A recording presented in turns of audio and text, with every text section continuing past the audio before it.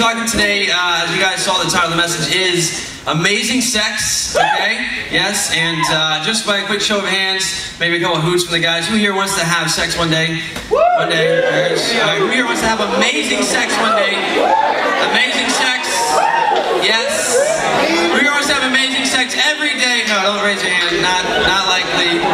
Hate to burst your bubble. Not going to happen ever. But no, it might. Who knows?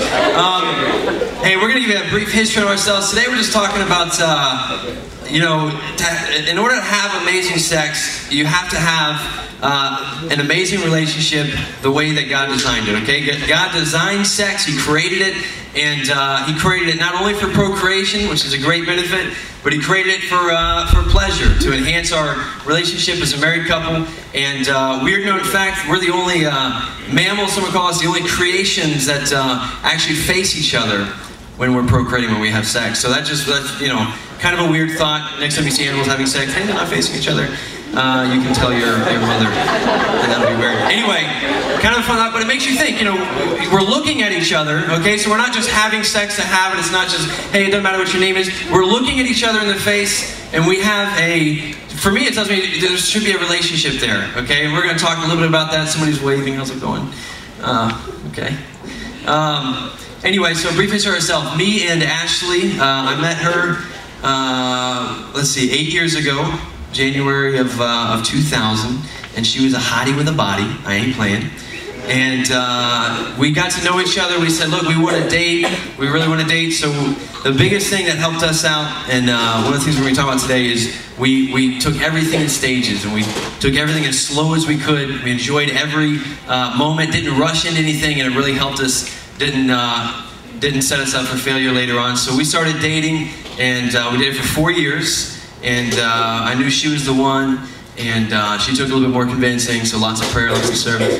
And then we got engaged for 6 months, and then we got married of August 14th, 2004. So next month it'll be 4 years that she stuck with me, yeah?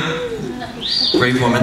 And anyway, so we're really excited about that. We have a beautiful, beautiful little 2-year-old girl who's actually, you can see her over by the candy. You see her little tiny head say, hey Nova, hi baby. She's like, huh?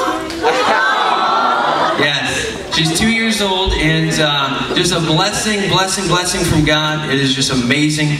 We're just really enjoying our life right now. We have the opportunity to own our own business and spend a lot of time together. So a lot of the things we're going to be talking about has actually helped us with that too, because we don't want to kill each other, and we just figured out how to work together and all that kind of stuff.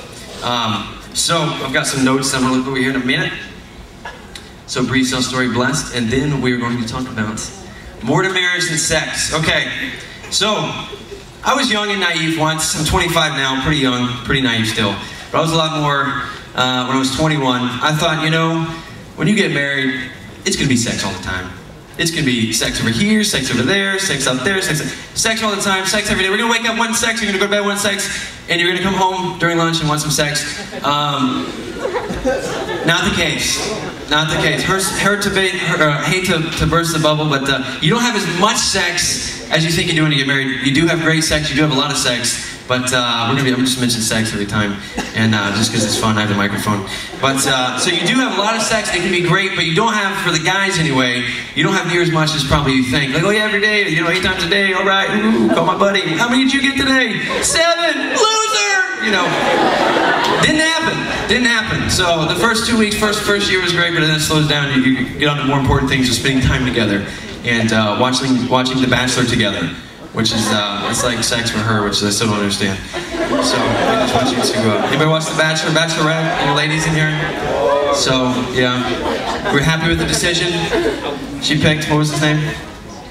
Oh, she hasn't picked. Well, we're all pretty sure she's gonna pick Jason for any Bachelorette addicts in here. But hey, we just want to say though, again, I said God designed sex. I want to read you a scripture, Hebrews 13, 4, and I'm just reading the first part. It says, "Marriage should be honored by all, and the marriage bed kept pure." Okay, something that a lot of people don't get. They say, you know, I don't understand. You got to test drive the car before you drive it off the lot. You're an idiot if you say that. And here's one of the reasons why. God originally created, as we all know, the beginning, the first 2 people, Adam and Eve. Okay, He set this up as an example for all time. He created one man. He created one woman.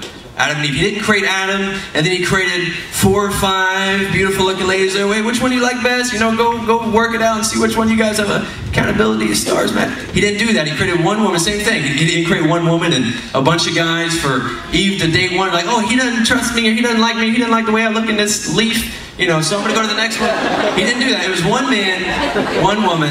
And hey guys, if you're coming in, you can just kind of squeeze in. I know there's some room over there. If you guys want to scoot your chairs together, we can do that and sit on the floor. I apologize. We got some room up here, but this is the spit zone up here, so just watch out.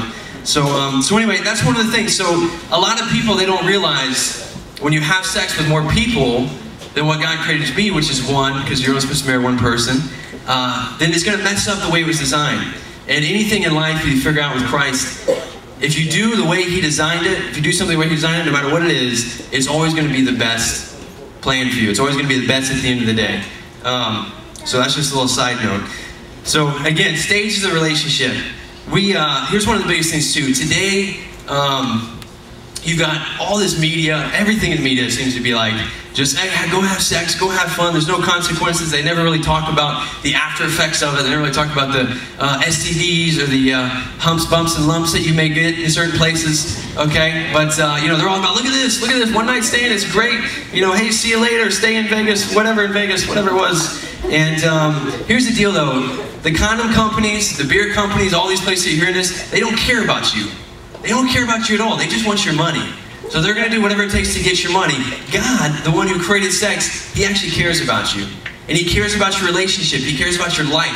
He cares about you being happy 100%. So I just want you to think about that, all these things, and same thing can go to some of your friends. They're just like, oh yeah, go ahead, man, she's hot, blah, blah. They don't really care for what's best for you.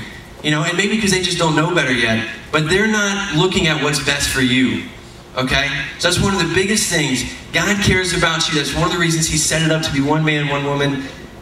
All the companies that are putting all this propaganda in your head, they don't. So the other thing that they do is they talk about, particularly, you know, watching all the ladies, Bachelor and Bachelorette, and all the guys like, that guy's a loser. He watches that, you'll be married one day, and you'll have to watch it, and it's still boring and horrible. But anyways, that's actually not that bad. You know, the whole society, they don't want you to rush everything. Hey, I just met this girl. I don't know her last name yet, but we just made out. All right, like one of my boys in the cabin we were just talking about. If he's not in here, he probably would have given a holler. I'm gonna call his name out. But you know, hey, you know, I don't know her name. We just made out. Oh, it was great. Blah blah blah. Oh yeah, we're gonna go to movies next week. But what's her last name? I don't know, man, but she's great. Oh, where she live at? I don't know, man. I don't know anything about her. Okay, you know, she could kill you in your sleep next time. But okay, you don't know anything about her. That's cool. So one of the things that we believe is that everything, and whenever you hear about a good marriage, what's it based on? Number one, it's always got to be Christ, okay? If you take Christ out of the picture, you're always going to have problems, and you'll never be completely satisfied 100%. But one of the things that Christ designed us for is relationship, and that's the second thing is friendship. If you take friendship out of a sexual relationship, but particularly out of a marriage where sex is meant for, you're never going to have the best that it can be. Okay, so one of the things we did that really helped, and we learned from different mistakes and watching different people and all this, different people talking to us like this, is we just took our time with everything. When we first dated, I said, she had a great mama, just prayer warrior. She'd get in my face and say, listen boy, you ain't kissing my little girl, okay, and if you do, I'll smack you around and yada yada. Her dad was a sergeant, Tampa Police Department, 30 years, big deal, yeah. So I was like, okay, I won't touch her. So one of the things we did, we decided up front, and this is key too, is deciding with your person you're thinking about dating, which we're going to talk about the word dating in a minute.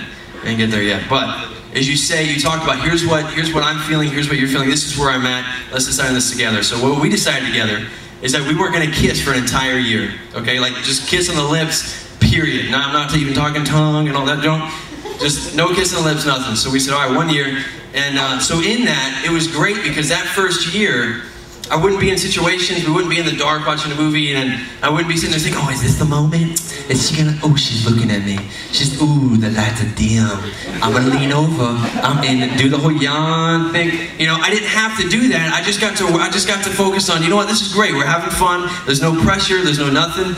And another benefit of that is we actually waited, how long did we wait to hold hands? 6 months? 3 months, 3 or 4 months. we waited like 3 or 4 months to hold hands, but some of you guys are like, what is he talking about? But for us, normally, again, you might not even know somebody's first name. Some of these guys here, oh yeah, I'm holding their hand and strut my stuff and all that. But we got to experience 3 or 4 months of waiting. Instead of the kiss, it was like, oh, is this the moment? Is he gonna hold my hand? Is this it? Is he coming? Oh no, he just bumped it. Okay, he was just scooting over. He's gotta move the gear shifter. Okay, that's okay. Maybe next time. And that was special to us. So 3 to 4 months of waiting, and then we actually did hold hands, and it was like a first kiss. You're like, this is nice, and she is soft. And it was very special, okay? Because we waited. So the longer you wait for things, just like Christmas, you're a little kid, ooh, 20 days, 19 days, 18 days, you're getting closer. It's better when you wait, okay? That's just like a side note. That's just another way, I think, reason why God designed it for marriage is because it's like, special present. You just got married, here you go. So we'll get more into that, don't get excited. So anyway, we waited. So then we waited a year to kiss, and then we waited a lot longer than that to really kiss, if you know what I'm talking about. That kind of thing. And sadly, it probably looked that disgusting. And she's thinking, what have I done? I'm stuck. This guy's a moron. All right. So anyway, stages. If you can get 3 things, I want this to be one of them. Take your time in relationship, okay? And I'm gonna give you a nugget on the word dating. This is, some people will say it's my opinion. I'll tell you to look it up and prove me wrong. Never once. People always ask us, well, what does the Bible say about dating? What does God say about dating? Some of it's very clear and some of it's left open to interpretation. But I'll tell you this, the Bible does not mention the word dating. It does not mention the word dating to its true root word. It does not mention the word dating. It mentions the word courting. Okay? Some of you guys just said, when I first heard, I was like, that's old-fashioned. What is courting? Courting is kind of, it's like dating, but you're intending to marry that person at the end of this courtship. Okay, so what does that tell you? Well, people weren't just dating this person, that person, this person, that person. When they set aside time, spend a lot of time with somebody and wanted to know what they knew and all this kind of stuff, it was called courting. And so what was I going to say with that? I got to remember, I just went blank. She's beautiful, isn't she? Listen, lots of prayer, lots of service. So anyway, courting. So here's the deal. If you're not hungry, you don't go to McDonald's. If you're not tired, you don't put on your pajamas. So if you're not ready to get married, then why do you want to date? Why do you want to, feel all this stuff out? Because you're going to start to feel these feelings that really you shouldn't be having yet. You don't really know how to control yet. And it's good to work on those feelings, learn how to control them at a time. But that's just a small nugget. Look it up. Bible never talks about dating. Talk to your parents about it. Nova's going to hate me when she's 13. That's all I'm going to say. But I'm going to be like, here's my shotgun. I just started working out. What's your name, son? So we're going to have some fun.